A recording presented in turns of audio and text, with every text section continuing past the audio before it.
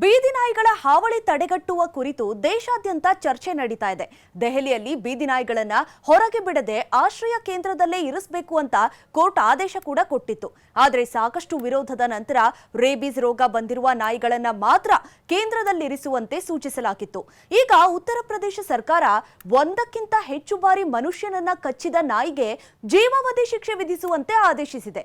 ಹೌದು, ಯಾವುದೇ ಪ್ರಚೋದನೆ ಇಲ್ಲದೆ ಮನುಷ್ಯನನ್ನ ಕಚ್ಚಿದ್ರೆ ಮೊದಲ ಬಾರಿಗೆ ಆ ನಾಯಿಯನ್ನ ಸಂತಾನಹರಣ ಚಿಕಿತ್ಸೆ ಮಾಡಿಸಿ 10 ದಿನಗಳವರೆಗೆ ಪ್ರಾಣಿ ಕೇಂದ್ರದಲ್ಲಿ ಇಡಲಾಗುವುದು ಮತ್ತು ಅದೇ ಕೃತ್ಯವನ್ನ ಆ ನಾಯಿ ಮತ್ತೆ ಮಾಡಿದ್ರೆ ಆ ನಾಯಿಗಳು ಬದುಕಿರೋವರೆಗೂ ಅಲ್ಲಿಯೇ ಇದ್ದು ಜೀವಾವಧಿ ಶಿಕ್ಷೆಯನ್ನ ಅನುಭವಿಸಬೇಕಾಗಿದೆ. ಇನ್ನು ಈ ನಾಯಿಗಳನ್ನ ಯಾರಾದ್ರೂ ಬೇಕಿದ್ರೆ ದತ್ತು ತೆಗೆದುಕೊಳ್ಳಬಹುದು, ಆದ್ರೆ ಅವುಗಳನ್ನ ಮತ್ತೆ ಬೀದಿಗೆ ಬಿಡುವಂತಿಲ್ಲ.